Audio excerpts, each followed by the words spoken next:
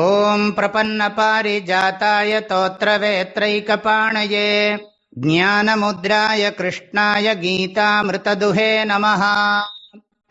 பிரம்மண்யாதாய கர்மாணி சங்கம் த்யக்த்வா கரோதி யஹ லிப்யதேன ச பாபேன பத்மபத்ரமிவாம்பஸா.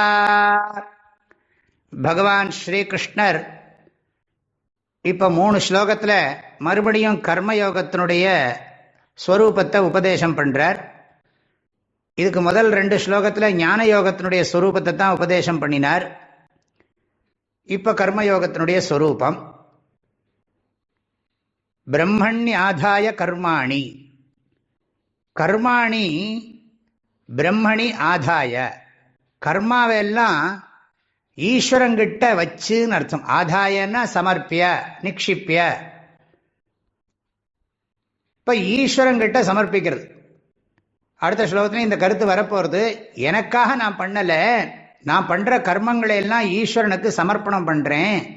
ஈஸ்வரன் சாஸ்திரத்துல எனக்கு ஆக்ஞை பண்ணியிருக்கிறார், கட்டளை இட்டிருக்கிறார். நீ இதை செய்யாத, இதெல்லாம் செய்யுன்னு சொல்லியிருக்கார். எதை செய்யணும்னு சொல்லியிருக்காரோ அதை மாத்திரம் நான் செய்கிறேன். அதெல்லாம் நான் ஈஸ்வரங்கிட்ட சமர்ப்பணம் பண்றேன். நாராயணாயேதி சமர்ப்பயாமி, எத்யத் கர்ம கரோமி தத்தத் அகிலம் சம்போ தவ ஆராதனம் அப்படின்னு சொல்லி நான் பகவான்கிட்ட சமர்ப்பணம் பண்றேன். ஈஸ்வரன் எனக்கு தலைவனாக இருக்கிறார். எப்படி ஒரு முதலாளிக்காக ஒரு தொழிலாளி தொண்டன் முதலாளியோட வேலையை செய்கிறோம் அப்படிங்கிற ஒரு பாவனையோட செய்கிறானோ, முதலாளி அதுக்கு கூலி கொடுக்கிறார் அப்படிங்கிற பாவனை இருக்கோ, அது மாதிரி ஈஸ்வரன் எனக்கு இந்த வேலையெல்லாம் பண்ணணும்னு கொடுத்துருக்கார். அந்த வேலையெல்லாம் நான் பண்றேன். அதுக்கு எனக்கு பகவான் ஞானத்தை கொடுக்கணும், மோட்சத்தை கொடுக்கணும் அப்படிங்கிற ஒரு மனோபாவத்தோட அதை சமர்ப்பணம் பண்றான். ஆகவே கர்மாணி ஈஸ்வரே ஆதாய நிதாய நிக்ஷிப்பிய சமர்ப்பிய அப்படின்லாம் அர்த்தம் பண்ணிக்கணும். சங்கம் தியக்த்வா கரோதி யஹ, யஹ எவனொருவன், முதல்ல சேர்த்துக்கணும், எவனொருவன் கர்மங்களை எல்லாம் பிரம்மத்தினிடத்துல சமர்ப்பணம் பண்ணி சங்கம் தியக்த்வா. சங்கம் தியக்த்வான்னா இது எனக்காக நான் பண்ணல, ஈஸ்வரனுக்காக பண்ணுறேன். எப்படி இந்த தேசத்தினுடைய அரசாங்கம் சரியா நடக்கணுங்கிறதுக்காக வேண்டி நான் சட்டத்தை கடைப்பிடிக்கிறேனோ, அப்படி என்னுடைய வாழ்க்கையில மனசாந்தி அடையறதுக்காக பகவான் எனக்கு விதிச்சிருக்கிறத நான் கடைப்பிடிக்கிறேன் அப்படிங்கிற ஒரு மனோபாவனையோட பண்றதுதான் சங்கம் தியக்த்வா. என்னோட செல்ஃபிஷ் மோட்டிவா நான் பண்ணல, சுயநலத்தோட பண்ணல, சமூக நன்மைக்காகவும் அதன் மூலம் என்னுடைய க்ஷேமத்துக்காகவும், அதுதான் ஈஸ்வரனுக்கு பிரீத்தி என்றும் நான் அதை பண்றேன். சங்கம் தியக்த்வா. கர்மா பண்ற போதும் விக்ஷேபம் இல்லாம மனசு படபடக்காம பண்றது. பலன் வரும்போதும் ஏதாவது நம்ம பலனை உத்தேசம் பண்ணி பண்ணினா கூட இந்த பலன் வரும்போதும் அதனால துள்ளவோ துடிக்கவோ இல்லாம அதை பண்ணணும். அதான் சங்க தியாகம்னு பேர். சங்கம் தியக்த்வா யஹா கரோதி லிப்யத்தே நச பாப்பேன, சஹா பாப்பேன ந லிப்யத்தே. அவன் அந்த கர்மாவனால ஏதாவது குற்றம் குறைகள் இருந்தா அந்த குறைகளால பாதிக்கப்பட மாட்டான்.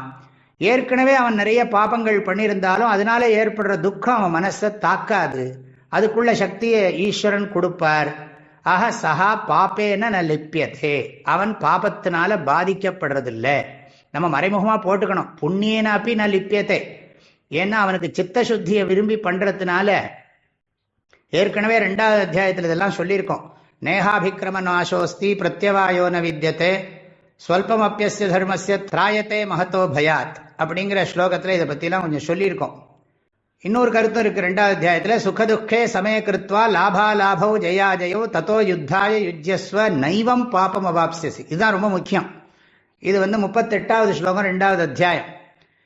நீ சுகதுக்கத்தை லாப நஷ்டத்தை ஜெயாபஜயத்தை சமமா மனசுல வச்சு கொண்டு அது விருப்பு வெறுப்பு இல்லாமல் பண்ணினியானா உனக்கு பாபம் ஒட்டாதுன்னு சொல்லியிருக்கார். அதையே தான் திரும்பவும் இங்க நினைவுபடுத்திக்கணும். நாம பாப்பேன சஹா ந லிப்யத்தே. எப்படி? அதுக்கு உதாரணம் சொல்றார். பத்மபத்ரம் இவாம்பசா. அம்பசா பத்மபத்ரம் இவ. அம்பசான்னா தண்ணீரினால், பத்மபத்ரம் தாமரை இலை, இவ இவன்னா போல, பாதிக்கப்படாததை போல. தண்ணீர் தாமரை இலையில ஒட்டுறதில்லை, முத்து மாதிரி நிற்கிறது. அது மாதிரி நம்ம கூடயும் இந்த கர்மா இருந்தாலும் அந்த கர்மாவோ கர்ம பலனோ நம்ம மனசனுடைய ஆழத்துக்கு போகாது. எப்படி பலாப்பழத்தை எப்படி கையில் எண்ணெயை தடவி கொண்டு பிசின் ஒட்டாமல் நறுக்கிறோமோ, அது மாதிரி எந்த ஒரு செயலின் விளைவோ நம்மளுடைய மனசை பாதிக்காதுன்னு தான் இந்த ஸ்லோகத்துக்கு அர்த்தம். பிரம்மண்யாதாய கர்மாணி சங்கம் தியக்த்வா கரோதி யஹ லிப்யதேன ச பாபேன பத்மபத்ரமிவாம்பசா. எல்லோருக்கும் பரிபூர்ணமான ஆசீர்வாதங்கள், மனமார்ந்த நல்வாழ்த்துக்கள். ஹரி ஓம். ஓம்